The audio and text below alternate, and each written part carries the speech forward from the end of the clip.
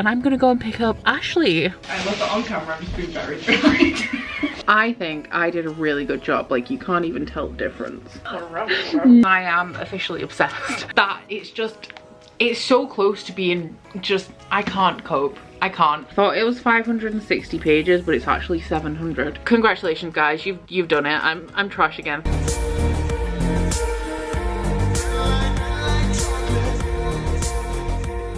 Hello and welcome to the start of a new reading vlog. We're kicking this one off in the car, so I'm not going to be telling you what book I'm picking up just yet, but I will say that I'm going to be abandoning Bookopoly pretty much for the rest of the year because I still have my Patreon picks for November and December that I need to read, and I already have 2 large books and 1 book that I'm going to assume is going to be dense that I have to read in the month of January, and I also have 1 arc that I need to read in January as well. So I could really do it with not carrying Lady Midnight over, and then I have 1 more book that I really should read before Lady Midnight.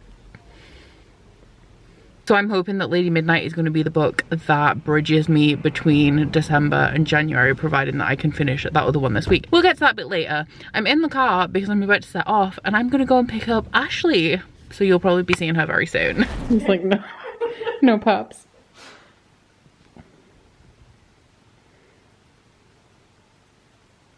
I can't even see him, so this is going to be a great story. He's swishing the bum. The butt's wiggling. Oh my god. Hey, so I practically ghosted you guys yesterday, but I didn't end up really reading anything. So the book that I'm going to be starting is actually These Broken Stars by Amy Kaufman and Megan Spooner. I'm reading this one because it was my November in a Circle Patreon pick, and this one was Meg's pick. It's a series that's been on my shelves for a while. I think I have the first 2 books, and I think it might be a trilogy. And this one is a YA sci-fi, and it's about this guy who's like a soldier and a girl who's the daughter of like a general, I think, and they're on this like luxury space cruise liner, and I think something happens and it crashes onto a planet and they have to survive together. We have a little bit of romance in here, I assume. I've read 1 chapter and 12 pages in, and it definitely seems like it's going to be going down a romance route. And it's interesting because obviously I've read the Illuminate Files and also the first 2 books in the Aurora cycle by G. Kristoff and Amy Kaufman, and I've also read a lot of J. Kristoff, so I can pick out the bits in like Illuminate that G. Kristoff writes, and I feel straight off from starting this I can also pick out the bits that Amy Kaufman writes because I recognize her writing style. So yeah, no thoughts on it so far apart from I'm surprised that the text in this is quite small, but I'm gonna go and try and get a little bit of this read. I imagine that I will be reading slower than usual because it is like it's Christmas Eve tomorrow, and then of course Christmas Day is going to be a busy one as well before I have a couple of days off where there's like pretty much nothing to do. But I do have a couple of bits like video stuff that I'm going to be getting on with throughout the week after like the Christmas days are over. So I think that this will be a slower progress than usual, but I'm hoping to get through it with a little bit of pace. I mean, it's less than 400 pages, and the last book I read was Hero of Ages, which was like 700 and something, 725 I think pages. So if nothing else, I should be able to read this faster than I read Hero of Ages.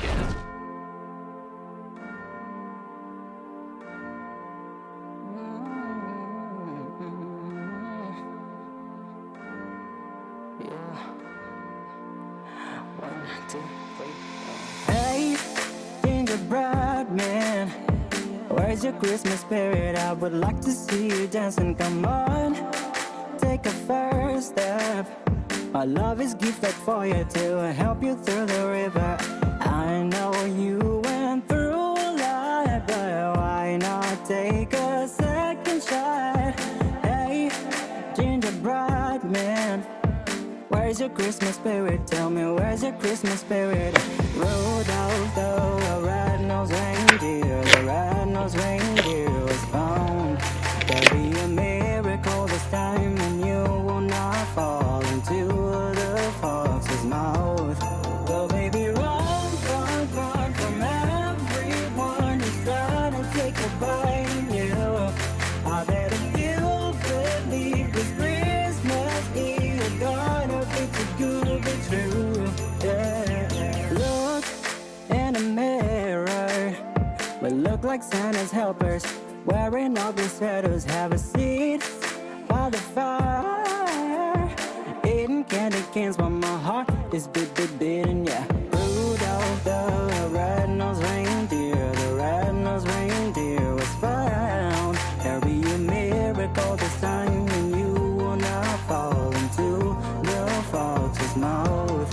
Well, baby, run from everyone who's trying to take a bite on you. I gotta still believe this Christmas Eve is gonna be too good with you. And you'll be singing, hey, hey, hey, yeah. Singing, hey, hey, hey, yeah. I love that on camera, I'm just being very annoyed. Oh, it's me. Need your help, so I'm down on my knees. Send a word to a friend of mine, please, and things will be alright at the end. Now you don't have to run from anyone. It's gotta be just you and I. As long as you are here next to me, enjoying this Christmas day, you'll be singing, hey, hey, hey, hey. Hello, I almost said Merry Christmas then, but it is the wrong day. It's Boxing Day now, which is actually my favorite day of the Christmas season because you have like no obligations, or like I've never had obligations on Boxing Day. It's the day where like you can actually spend, like when I was a kid it was like playing with the gifts that I've received on Christmas Day. Now today it's going to be reading, maybe a little bit of crafting stuff. Still a very exciting day, still my favorite day of like the 3 Christmas days, but it's been a couple of days since I spoke to you guys properly, and I've actually ended up with quite a lot to fill you guys in on. Reading wise, not going too well. Like I haven't read very much. I am 100 pages into these Broken Stars, but my experience of reading it has been very disjointed. It's been like 20-30 pages a day. Also doing other stuff, like you guys know Ashley's here. She is a big distraction. Just kidding, she's probably lingering. Or is that the cat? No, it's Ashley. It's Ashley. So I haven't read very much of that, but she's just gonna like linger here now.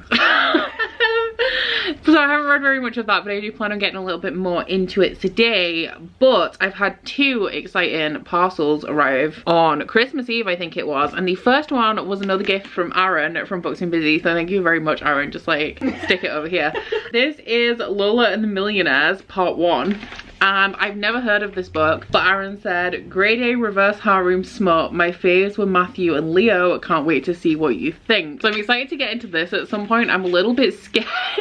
Just because Aaron said it's grade A smut, I'm like, what kind of smut are we getting in here? But thank you very much, Aaron, for sending this to me. And then the other exciting thing I got is like super exciting. I'm really excited about it. But I've been working on something for months, which is going to be a new perk for the top tier of my Patreon, which is the Inner Circle. And I've been wanting to do this for a while, and this thing arrived on Christmas Eve, and it is a whole stack of foiled bookmarks, and I'm so excited. So these are going to be monthly foiled bookmarks for my Inner Circle Patreons here. This is the bookmark for January, and it's just like, it's beautiful. But yeah, like I've been working on it for so long that I was just too excited when they arrived. And I mean, if Ashley was a good friend, she would have vlogged me opening these because I was like ridiculously excited. But as you can tell, like you just see your knees.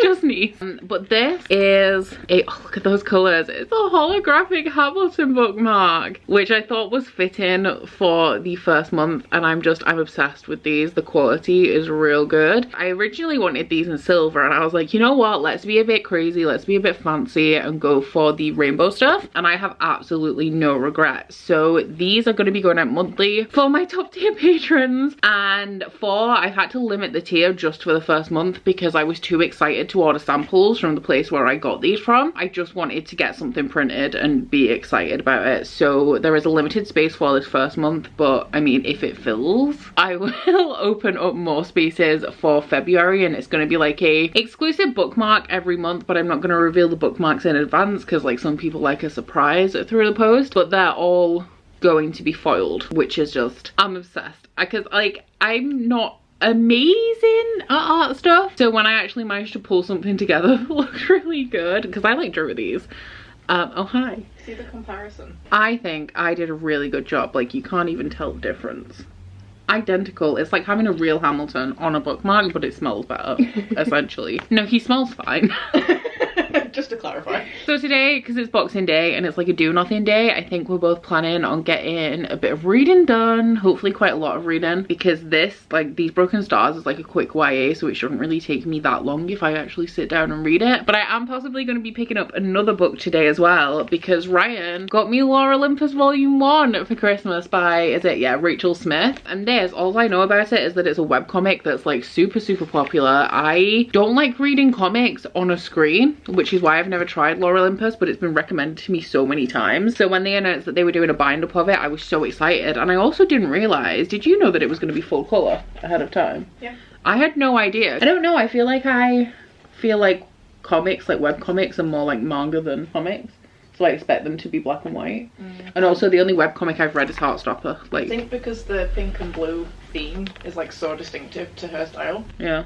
It kind of had to be in full colour. Well, I'm happy that it is, because like it's beautiful. I mean, the cover's stunning, but normally like with comics the covers always like look a little bit better, but it's real. Let me get a page of actually. This isn't any more beautiful than the ones that I've just gone past, but it's real pretty.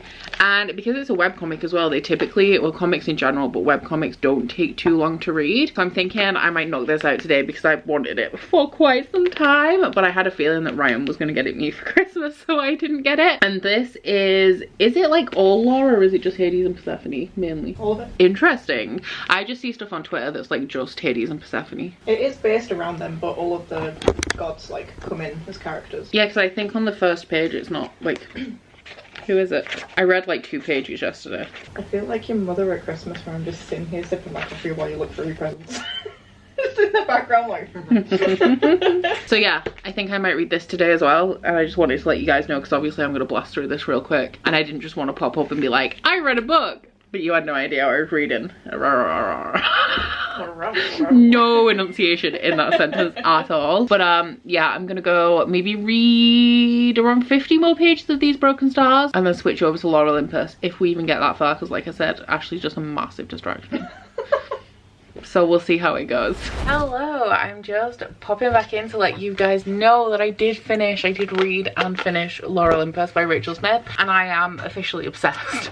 Like, oh crap, just attacking my printer, but I gave it 5 stars. It's on my favorite books of the year list, which not spoiler alert, wait, spoiler alert, maybe, I don't know if you've seen that video yet, but I really liked it. So it's like a modernized retelling of Greek myth. So they have like phones and stuff, they have cities and clubs. Think like the Wicked Villain series, or I'm assuming like the Neon Gods series. I think, is that called the Olympus series by Katie Robert? Obviously not BDSM smart. You have all of your like familiar faces like Artemis, Apollo, Hades, Zeus, Poseidon, Hera, Demeter, obviously Persephone. They live in, I guess, a series of cities because Zeus is the king of the sky, Hades is the king or like god of the underworld, and Persephone has come to the city. She's just moved to the city, but she's under kind of like a close watch by her mother, and if she does anything that she's not supposed to, then she's worried that she's gonna have to go home to her mother. So one night she's at a club with, I think it's Artemis. Hades ends up seeing her, and then from that moment on, this book is essentially just like 380 pages of mutual pining, and I am here for it. It was so good. It was really funny as well. There were a lot of cute moments, really relatable in a lot of elements, and I really like how Rachel Smith has modernized this. And I am so sorry to everybody who's been recommending this book to me for like the last 2 years, and I've just not picked it up because it wasn't a physical print, because I'm obsessed. Like, literally cannot wait for volume 2. And I could read it online. I don't like reading things online, and I'm kind of tempted, but also I know that if I start, I'm gonna fall down a rabbit hole where I read 175 episodes and then I'm up to date, and I'm sad that I'm up to date. I will say as well, content warnings for this for like abuse, domestic abuse, and also trauma. It has a very, obviously, like a lot of Greek myth, and myth in general is quite dark, because Hades and Persephone has been wildly romanticized. Even in this, it's going to end up being wildly romanticized when it's not a romantic story if you like actually think about what the myth is. So some elements of this are romanticized, but there is like quite a lot of the dark stuff associated with Greek myth in here as well, like that abuse, like sexism, and also like sexual assault. So do be wary of that if you're going into this. And there was actually quite a graphic, not graphic, but very, I want to say, impactful portrayal of sexual assault in here. Do be cautious of that, but I am obsessed with this, and I'm glad that I read it. Sad that I have to wait for volume 2, but these spines are gorgeous, and I actually can't wait until I have a full set of these lined up on my shelf because it was so good. So now that that is over with, I'm gonna go back to these Broken Stars, which I'm warming up to a little bit more now. I'm 150 pages into it. I am gonna give it a little bit longer before I can give you guys my full thoughts. I don't really have any at the minute. I've just kind of been plodding along with it and accepting the story. I'm not super into it, but I don't hate it or anything, and I am warming up to it now. So yeah, I'll let you guys know what I think about that a little bit later. I'm aiming to get to page 250 today. I think I'll definitely make it to page 200, but if I could make it a little bit further, that would be great.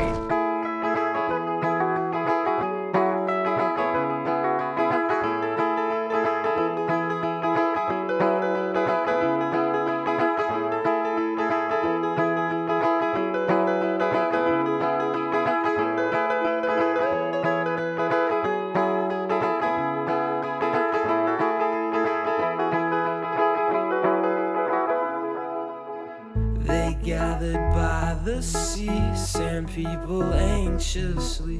Not once did speak to me. When tides came, did not flee.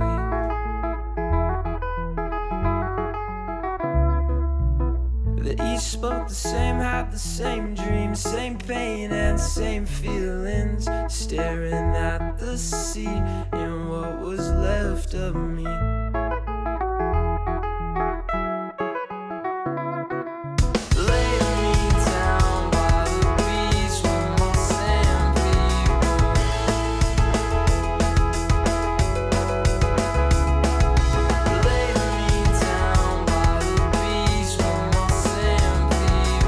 Hello, I only realized today how long it has taken me, but I finally finished these Broken Stars by Amy Kaufman and Megan Spooner. I had a hard time with this, which I was surprised about. I think having so much text on the page was contributing to that, because I do struggle when there is a lot of text on the page. I sometimes switch to ebooks when books are formatted like this, so I do think that contributed a little bit to my pace in this. But I haven't really told you anything about this. I haven't told you like what it's about at all. So we're following this girl called Lilac and this guy called Tava, and he is a war hero. I think he like liberated a planet or something, and the girl is the daughter of this guy who pretty much controls the galaxy. He has like a really big corporation. He's like the Jeffrey Bezos of this universe, I guess. And they meet and she likes him. He's interested in her but doesn't know who she is, and because of something in her past that is alluded to but not revealed until like much later in the book, she doesn't really want to get close to him because she's a little bit scared of what will happen. So they get off to a little bit of a shaky start because they end up having like this big argument and hating each other, and then the cruise liner, the space liner that they're on, crashes onto the surface of this planet, and they are essentially like shipwrecked but in a spaceway on this very strange planet. So they start to look for signs of life, look for any survivors, because the ship, the entire like big space liner, has crashed onto this planet as well. So the majority of the beginning of this is just them surviving. So it's like a lot of walking, they're arguing all the time because they don't like each other, they're looking for survivors, they're encountering like general survival issues like food, water, clothing, all of that kind of stuff. And I did find a lot of that to be a drag. I don't find the writing in this to be particularly engaging. It was one of those where my mind was quite frequently wandering, so I had to like go back and read paragraphs and stuff. But I did really like elements of this, because something it did provide is a really good angsty YA romance, which I haven't read one in a while that I've actually enjoyed. I normally end up rolling my eyes a lot, but I believe this one is a little bit of a slow burn, and I think that the angst was on point. But I have just done my annual, well, I've nearly finished my annual binge of the after movies. We're going to be watching the third one for the first time later tonight, and I kicked it off like last week or the week before, whenever it was that I watched like 9 Christmas rom-coms in a row. So I'm feeling myself get into that mood that I get in, you know, the one where like I just want to binge rom romance for like a week, and then once it's out of my system, like I'm back to fantasy. So I feel like this came a good time for me where I'm really craving those angsty romance vibes, and this was a good YA one in my opinion. There was quite a bit of intrigue in the plot of this as well, because strange things are happening as they are surviving, and they're questioning their own instincts a little bit because they think it's just like a side effect of the trauma and the fact that they're surviving. They're in a very distressing position, but it seems that some of these things that they're experiencing may have a little bit more to them. So I enjoy trying to piece that together throughout this series as well. So I did really enjoy it. The only thing that I didn't like is that it took me so long to get into, and I was bored through a lot of the beginning, so 3 stars. So this is done. This was Meg's Patreon pick, and I'm glad that I read it because I really did enjoy the end of that one. And now I was really torn about what to do, because at this point you will have already seen Bookopoly, but I have a stack of books that I need to read in January, and I've only actually managed to get one of them to my TBR. So essentially what I need to do now is get ahead on January, and I did kind of accept that I was probably gonna have to roll over Lady Midnight, but Ashleigh and I are currently doing Patreon sprints, and I asked of the 3 books I had, which were Dragonhaven by Robin Hobb, The Killing Moon by N.K. Jemisin, and Lady Midnight, which one I should pick up, and everybody said Lady Midnight by Cassandra Clare, so we are doing it. I'm hoping that I can finish the book in this vlog. It is the biggest of my 3 options, which is why I wasn't sure about it, but it's also the quickest read of my 3 options because it's the only one that's YA. The text is bigger, it's not a dense fantasy like I've read all of the Shadowhunter books up until this point, so I know that they're not too taxing. And yeah, I'm diving into this one. So I don't know what the plot of this one is. I have, as I said, read all of the Shadowhunter books up to this point, and if you don't know what the Shadowhunter world is, it centers around Shadowhunters, which are Nephilim, so half angel, is it half angel, half human, and they are tasked with fighting back against the demons of the world. So way back in the first book of the Mortal Instruments, we are following Clary, who is actually a Shadowhunter, but she does not know it because her mother left that world when Clary was a baby and has hidden her powers from her. But when Clary starts to see demons, she starts to question everything, because obviously as far as she's aware, demons don't exist. I'm nervous about this one. I really don't know what's going to happen, because if you watch my TBR you'll know this, but I'm torn about Cassandra Clare because I loved the Mortal Instruments. It was my favorite series up until I read ACOTAR. I didn't like the Infernal Devices as much. I love the characters, but I don't like historical fiction, and I found the like clockwork steampunky plot in that to be quite boring and not to my tastes. But the thing that kind of turned me off Cassandra Clare is that the last book of the Mortal Instruments introduces the main characters from this series, and City of Heavenly Fire, the last book in the Mortal Instruments, is essentially just setting up this series, and I don't like that. I don't have a problem with extended universes. Obviously I love the Cosmere, I love the Realm of the Eldlings, but I don't like using the last book of a series just to advertise the next series. Like it feels tacky to me. I don't like it, but I did really love the Shadowhunter world, so I'm like it could go either way. This could turn me into Shadowhunter trash again, or it could completely turn me off. And because when I did read the Infernal Devices as well, it was a couple of years after the Mortal Instruments, so I was a little bit unsure whether I wasn't liking it much because it's just because it's historical fiction I don't like it, or whether I was starting to grow out of the book slightly. So essentially I'm going to read this trilogy because I have them all and decide whether I'm going to continue and be obsessed with Shadowhunters again, or whether this is the point where I'm going to give up. So as I said, we're currently doing sprints. I'm going to get the audiobook for this, I think, and listen along, and if it's easy enough to follow just audio wise, and I may do a little bit of cross stitching or something, do the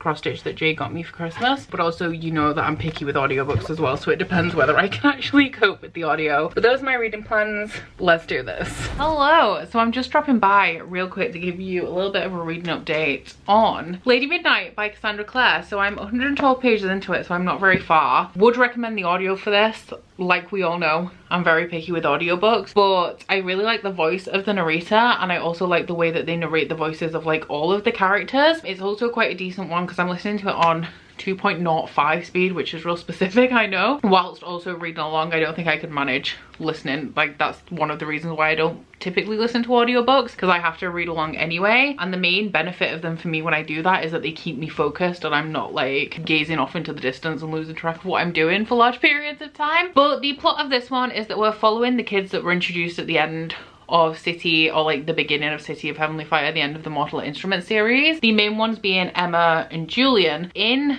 the Mortal Instruments with all of the chaos that was going on with the big bad fighting and stuff. I'm not being very eloquent, but all of the like conflict stuff in the Mortal Instruments, in the midst of all that, Emma's parents were killed, and they kind of chalked it up to being tied into all of the bad stuff that was happening in the Mortal Instruments. However, the way that Emma's parents were killed seems to be quite different from how everybody else who was killed in that series was killed. So Emma's never really believed that the same people were responsible for all of the bad Mortal Instrument stuff and her parents' deaths. So when some more bodies turn up that seem to have been killed in similar ways to her parents, she starts to investigate it. Now, her and Jules are the main characters in here. There's also a character called Christina, who I think is only in this series and isn't in the Mortal Instruments. But her and Jules are parabatai, which in the Mortal, right, this is another reason why I kind of wanted to be done with Cassandra Clare. We all know that there's weird incest stuff in the Mortal Instruments that isn't quite incest. It's like incest adjacent. And this is a trend for Cassandra Clare, because I read a short story in, was it Summer Days and Summer Nights? Which was like a relationship between somebody and like their step brother or step cousin or something. So once again, not incest, but incest adjacent. You literally could have been anybody. It didn't have to be a step cousin or whatever it was, you know what I mean? In the Shadowhunter world, parabatai are like people with a strong bond who fight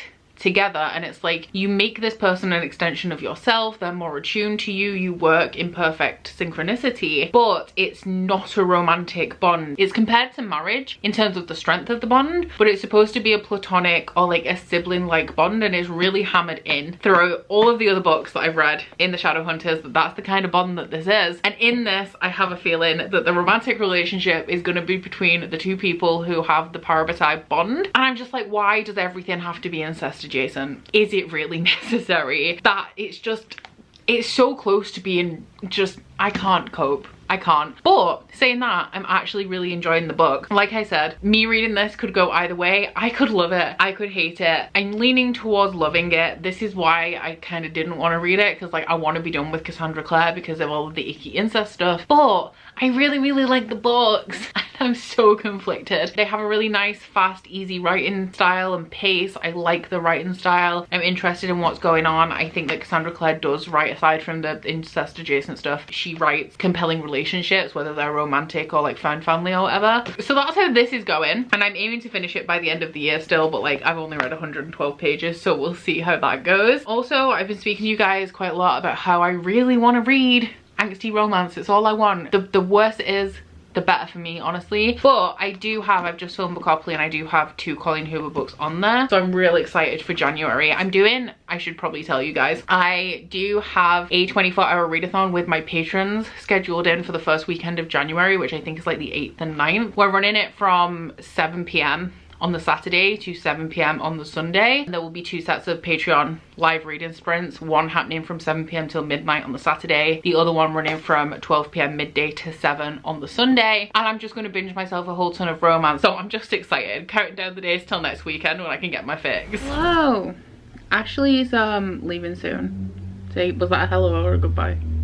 Both. Okay, fair. But I got an Amazon parcel today, which I have ordered myself. It's on my TBR, so if you've seen that, you may have an idea of what it is. Also, it looks like this room's really messy, but it's just, that's the back of this year's Bookopoly board. But this one is The Ruin of Kings by Jen Lyons, which is my Inner Circle Patreon pick for the month of January. So I picked it up and got it, but then I realized I probably should have got the ebook, because I'm trying not to keep buying things. This paperback's super floppy, which I'm a big fan of. So this is my second or third big book on my January TBR, and it's one of the smaller ones as well. I think it's about the same size as, oh my god, thought it was 560 pages, but it's actually 700. So it's the second biggest book on my TBR, and I still don't really know whether this is adult or young adult. I'll find out throughout the month, I guess. But it is about a bard's apprentice who grew up on like fairy tales and all of that kind of stuff, like Knight's Quest, and as they get older, as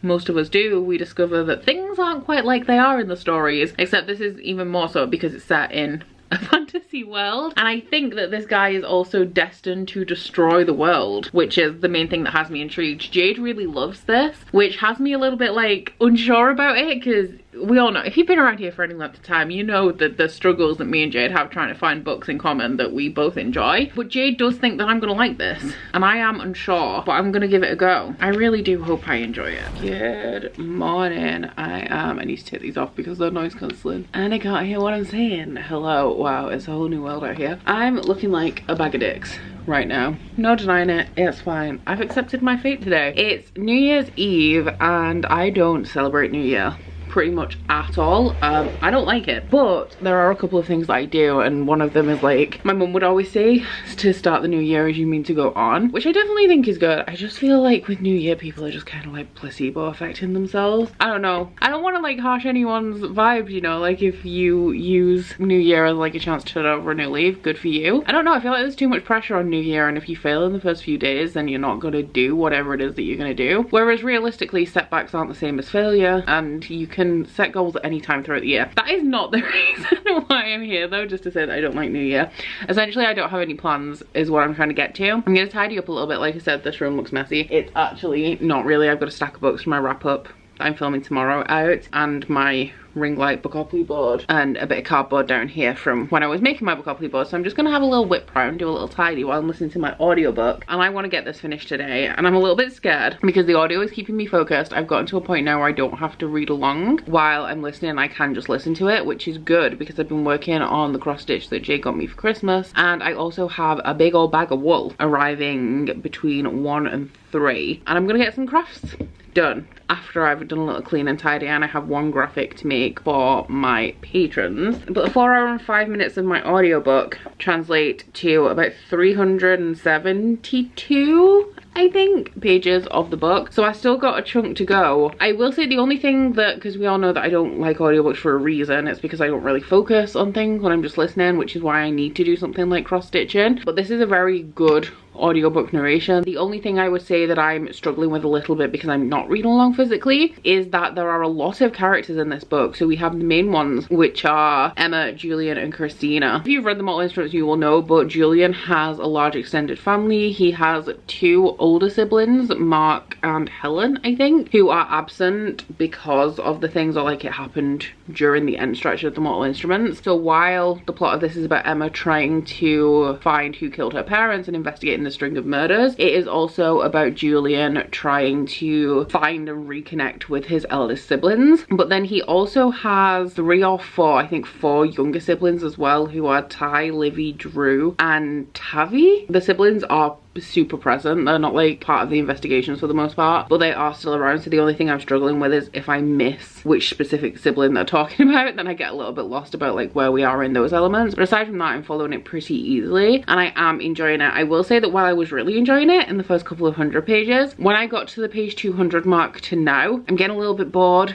because it's a very long book. I feel like in the first 150 pages I was getting into it, it was nice. Page 150 to 300 felt a little bit of a drag and was kind of just like listening along, going with the flow, and it is picking up a little bit as we're following the narrative of these investigations. Like we are discovering bits here and there, and there's also plot thickening in terms of the romantic relationships between all sorts of different characters, which, as you guys know, I love. I'm a sucker for a bit of romance. So going well. Hope to finish it today because end of year, so it would be nice. And also I don't really have any time to spend on reading books that are left over from December and January. My TBR is very hefty, especially as is Ruin of Kings still around? I don't think it is. I think I put it in my TBR cart, but especially seeing as that is like 120 pages longer than I thought it was going to be, I need to get a shuffle on with that as soon as January starts, or as soon as I finish this. If I finish this early, I will crack on with my January TBR. But the whole reason, well, the main reason why I'm doing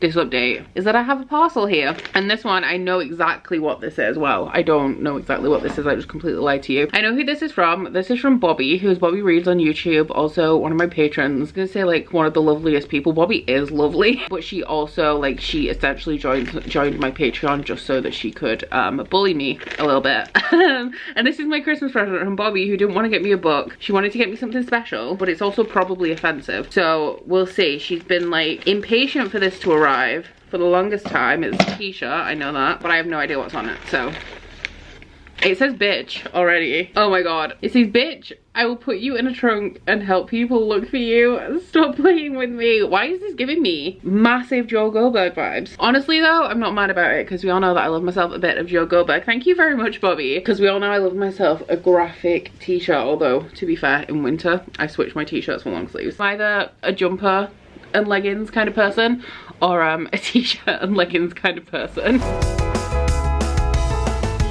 After a while they all found out. They tried to shout, but when in doubt, the facade of the sea staring back at me.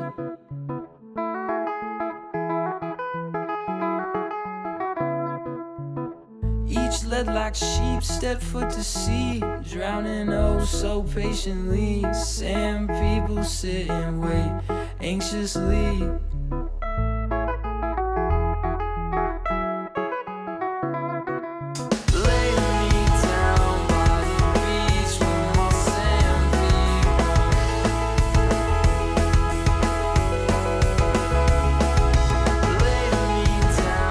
Hello. Every time I sit in this chair, I don't know if you can see the chair, but I'm sat on a beanbag chair that should be in the living room, but it normally goes where the Christmas tree is, so it's been moved in here for now, so I've just been using it to vlog. But every time I sit in it, I feel like I'm sitting in the Big Brother chair. But I'm here because I finished Lady Midnight. I have 2 hours to spare before the end of the year, which is wild because you know me, I'm always working down to the wire. But I did it. So I've read like 380, I don't know. I can't remember what page I was on. You guys will know because I believe I said it earlier when I did my last update. But I finished it. And I really enjoyed it. I gave it 4 stars and I hate myself for it a little bit. So the positives on this, essentially the reason why, I mean, I've already covered it slightly in this video. So I think that Cassie Clare writes really good characters and character relationships. She writes characters that you want to root for. Her romances are so angsty and they are forbidden romances, which is why you root for them even more because you have the mutual pining. Nobody can be together, all of that kind of stuff, which is super compelling and what I like in a romance. But I just can't get over the fact that they're all incest adjacent, and I know that you could argue with me very easily because I've done it before. I read taboo romances where it's like, one that I haven't read but I think would be similar is like Credence by Penelope Douglas, which is like step siblings or something like that, or like foster siblings, you know. But there's a lot of romances between step siblings, foster siblings, and things like that. And I always argue, I'm like, yeah, but it's not incest because they're not actually related, which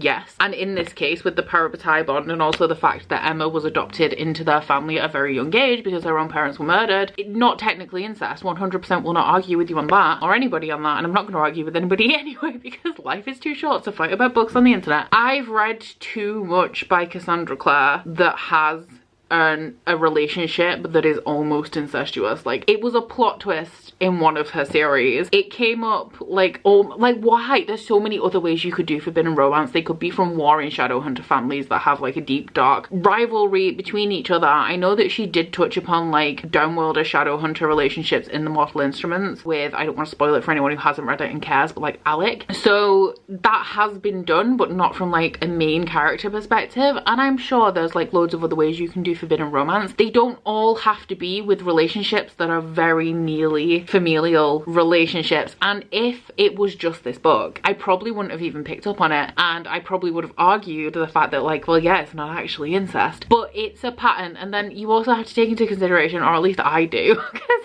it just gives me the ick and I can't get over it. And the fact that the Mortal Instruments was inspired by Ron and Ginny incestuous fan fiction called The Mortal Instruments. I don't have any clear sources for that, but I have seen that thrown around a lot and people have provided actual evidence for that in the past. So yeah, I liked it. I do. She writes books with really angsty romances, compelling relationships, characters that you want to root for. Her plots are really kind of, they're life or death, but not in usually like an end of the world kind of situation, but because you're connected to these characters, like you actually care what happens to them. I think that she's very good at manipulating your emotions throughout the book, and in regards to the plot, her plots also do actually have an extra added level of intricacy because she's created this universe and there's all sorts of unresolved stuff. Like there's something towards the end of this that ties into like a little plot thread that runs through the Shadowhunter world, which I really like. And I like how she has all of the different like main Shadowhunter families and how you'll see different members of those like historically in her historical series, or more up to date in the modern ones, and how they play into everything and the ancestry and stuff. And her writing style isn't anything amazing, I want to say, but it's like an easy read. It's a reasonably complex universe. By reasonably, it's not like super complex. It's just got more than just your standard basic plot with a very easy digestible writing style that you can whiz through. Like, I didn't even need to read along with this for some of it. I was fine with the audio, which if you guys know me, I can't follow fantasy on audio because I need to see it as well to take it in properly. So yeah, I do really like her books. I'm gonna continue. I just don't feel like I hear people talking about how like it's a recurring theme. I don't know how published. I don't understand. I just want somebody to sit her down and be like, okay, so maybe for this one we go for a different angle, because even if it's just the same kind of dynamic over and over again with creepy connotations if you think about it too much, which I've tried not to. Congratulations guys, you've done it. I'm trash again. Thanks Ben, thanks a lot. What I wanted to avoid. So yeah, that is my final book for 2021. I will be seeing you guys in videos in the new year before this one is posted, but as it is New Year's Eve and I don't know what I'm doing, I might go get myself a vodka just, you know, so I can feel like I'm doing something about the fact it's New Year's Eve. Maybe play a game or watch something with Curtis. What I'm trying to say here is Happy New Year. Thank you guys for all of your support in 2021, and I hope, I don't have anything amazing planned right now, but I hope I have some more exciting or at least enjoyable content to bring you guys in 2022, and I hope that 2022 only brings good things. But that is it for this vlog. Sorry if you're a Shadowhunter stan, I do really like the books, but I do hope you've enjoyed this vlog if you made it this far. If you have, please don't forget to like if you liked it and subscribe if you wanna, and I'll see you guys next week. Bye! Oh, you bite your friend like chocolate. You say you will go where nobody knows, with guns hidden under our petticoats. We're never gonna quit it, no, we're never gonna quit it, no.